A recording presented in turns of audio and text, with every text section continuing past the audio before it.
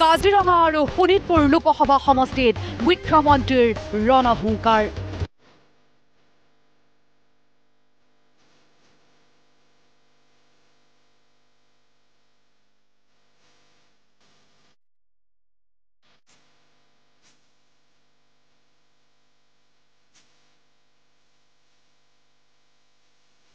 কাজিৰঙা লোকসভা সমষ্টিৰ লামডিং আৰু বিন্নাকান্দিত বিজেপি প্ৰাৰ্থী কামাখ্যা প্ৰসাদ তাছাৰ হৈ মুখ্যমন্ত্ৰীৰ নিৰ্বাচনী প্ৰচাৰ।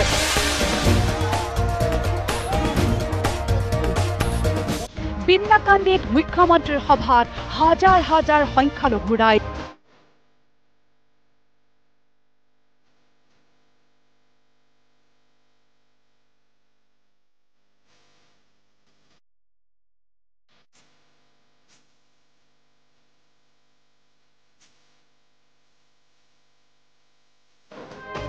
গোলাপ ফুলেৰে মুখ্যমন্ত্ৰীক আদৰণি বিন্নাকান্দিৰ সংখ্যালঘুৰ।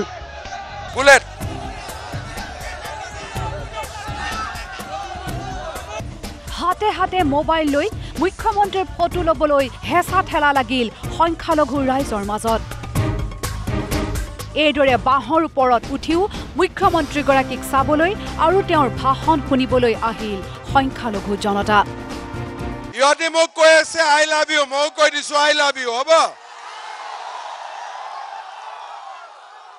আচ্ছা, এতিয়া অলপ মনে মনে থাক, অলপ মনে মনে থাক, এতিয়া মনে মনে। প্ৰধানমন্ত্ৰী নৰেন্দ্ৰ মোদী কাম দিয়া দৰৱ, কিন্তু ৰাহুল গান্ধী কাম নোহোৱা দৰৱ। কংগ্ৰেছ পাৰ্টিক ভোট দিয়া মানে আমাৰ ভোটটো এনেই মাটিত পৰি গ'ল, ঠিক আছে? কিন্তু যদি আমি বিজেপিক ভোট দিওঁ তেতিয়াহ'লে আমাৰ ভোটটো কামত আহিব। আমাৰ ভাৰতত কাম হোৱা দৰৱ হৈছে নৰেন্দ্ৰ মোদী আৰু বেকাৰ দৰৱ হৈছে ৰাহুল গান্ধী। কংগ্ৰেছৰ দিনত হিন্দু মুছলমানৰ মাজত সংঘাত হৈছিল, কিন্তু বিজেপি চৰকাৰৰ দিনত সকলো শান্তিত আছে বুলি মন্তব্য মুখ্যমন্ত্ৰীগৰাকীৰ। কংগ্ৰেছৰ গভৰ্ণমেণ্ট থাকিলে অসমত বঙালী অসমীয়া কাজিয়া হয়, হিন্দু মুছলমান কাজিয়া হয় আৰু জনজাতীয় অজনজাতীয় লোকৰ কাজিয়া হয়। আজি 3 বছৰ বিজেপিৰ গভৰ্ণমেণ্ট আছে, মানুহ শান্তিত আছে নে নাই? আছে নে নাই? বিজেপি গভৰ্ণমেণ্টৰ দিনত সকলো মানুহে সমান সুবিধা পায় নে নাপায়? মোদীজীয়ে সবকা সাথ সবকা বিকাশ কয় নে নকয়? বিন্নাকান্দিত মুখ্যমন্ত্ৰীৰ ভাষণৰ মাজতেই কোনোবাই বিচাৰিলে এখন মহাবিদ্যালয়। কলেজটো ইয়াতে লাগে নেকি? হা, কোনটো জায়গাত লাগে? আগত ক'ত আছে কলেজটো? 22 বিঘা মাটি আগত ক'ত আছে? দূৰত আছে। বাপৰে, সঁচাই লাগিব? ঠিক আছে, মই চাই দিম, হ'ব? তেনেহলে আন কোনোবাই বিচাৰিলে ৰাস্তা, বেংক সকলো। ইয়াতে ৰাস্তাৰ অৱস্থা বেয়া, ৰাস্তা লাগে, বেংক লাগে, মই সব কৰি দিম। বেংক হ'ব, হ'ব। ইফালে বিন্নাকান্দিৰ পূৰ্বে লামডিঙত মুখ্যমন্ত্ৰীগৰাকীয়ে কামাখ্যা প্ৰসাদ তাছাৰ হৈ বিশাল নিৰ্বাচনী সভাত অংশ ল'লে। মুখ্যমন্ত্ৰীৰ এই সভাত দেখা গ'ল হাজাৰ হাজাৰ মহিলাৰ অংশগ্ৰহণ। মহিলাসকল আমাক ভাল পায় আৰু বহুতো মহিলাৰ কাৰণে আঁচনি দিছে। মহিলা আৰু যুৱতীৰ কাৰণে যিকেইটা কাম কৰিছে বহুত ভাল কৰিছে। আমি ইউথ জেনেৰেশ্যন ছাৰৰ কামত বহুত ইনস্পায়াৰ হৈছোঁ, এইটো কাৰণে আমি আজি ইয়াতে বহুত মানুহ আহিছোঁ। আমাৰ আহিব বুলি সিহঁতে চব আহিছে, মহিলাবিলাক চব আহিছে। মুখ্যমন্ত্ৰীগৰাকীয়ে ক'লে 19 এপ্ৰিলত প্ৰথমে ভোটদান, তাৰ পাছতহে জলপান।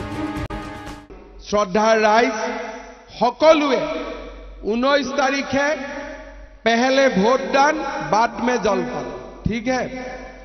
কোনেও নেগলেক্ট নকৰিব।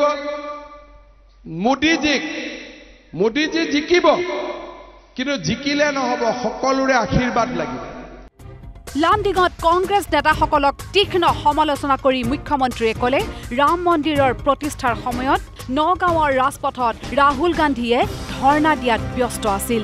আপোনালোকে যেতিয়া টিভিত ৰাম মন্দিৰৰ প্ৰাণ প্ৰতিষ্ঠা চাই আছিলে তেতিয়া নগাঁৱত ৰাহুল গান্ধীয়ে ধৰ্ণা দি আছিল। তাৰমানে ৰামৰ প্ৰতি তেওঁৰ কোনো সন্মান নাই, কৃষ্ণৰ প্ৰতি তেওঁৰ কোনো সন্মান নাই। টিভিত সকলোৱে ৰাম মন্দিৰৰ প্ৰাণ প্ৰতিষ্ঠা চাই আছে আৰু ৰাহুল গান্ধীয়ে ৰাস্তাত বহি সেই সময়ত তামাচা কৰি আছে। এপিচিচি সভাপতি ভূপেন বৰাকো কটু সমালোচনা কৰি মুখ্যমন্ত্ৰীগৰাকীয়ে ক'লে, কংগ্ৰেছৰ এজন সভাপতি আছে, তেওঁৰ নাম ভূপেন বৰা। অসমত লাভ জেহাদৰ কথা হৈ থাকে, আমি লাভ জেহাদৰ বিপক্ষে কাম কৰোঁ। ভূপেন বৰাই কয় যে কৃষ্ণই লাভ জেহাদ কৰিছিল। আপোনালোকে চিন্তা কৰক যে ৰাম আৰু কৃষ্ণৰ বিষয়ে ইমান বেয়া কথা কোনে ক'ব পাৰে? খালি কংগ্ৰেছ পাৰ্টিয়ে ক'ব পাৰে আৰু কোনেও ক'ব নোৱাৰে। আজি কংগ্ৰেছ পাৰ্টিয়ে আনহাতে গৌৰৱ গগৈকো তীক্ষ্ণ কটাক্ষ কৰি মুখ্যমন্ত্ৰীগৰাকীয়ে ক'লে, ঈদৰ নামাজ পঢ়াজনে কিয় যাব নোৱাৰে ৰাম মন্দিৰলৈ? কেইদিনমান আগতে আমাৰ যোৰহাটত কংগ্ৰেছৰ কেণ্ডিডেট উঠিছে গৌৰৱ গগৈ। ধুনীয়াকৈ ঈদৰ দিন আছিলে, শিৱসাগৰত নামাজ পঢ়ি আছে। আমি আপত্তি কৰা নাই, আপোনালোক হিন্দুৰ মিটিঙতো আহক, মুছলমানৰ ঈদতো যাওক, আমাৰ কোনো আপত্তি নাই। কিন্তু যিজন মানুহে ঈদৰ দিনা নামাজ পঢ়িব পাৰে, তেওঁৰ প্ৰভু শ্ৰীৰামৰ মন্দিৰত কিয় যাব নোৱাৰে? এই প্ৰশ্নটো আমাৰ হিন্দু সমাজক লাগে। আনহাতে আজি শোণিতপুৰ লোকসভা সমষ্টিৰ ৰঙাপাৰাত বিজেপি মিত্ৰজোঁটৰ প্ৰাৰ্থী ৰঞ্জিত দত্তৰ হৈ প্ৰচাৰ চলালে মুখ্যমন্ত্ৰীগৰাকীয়ে। সকলোৱে একেলগে গালে আকৌ এবাৰ মোদী চৰকাৰ।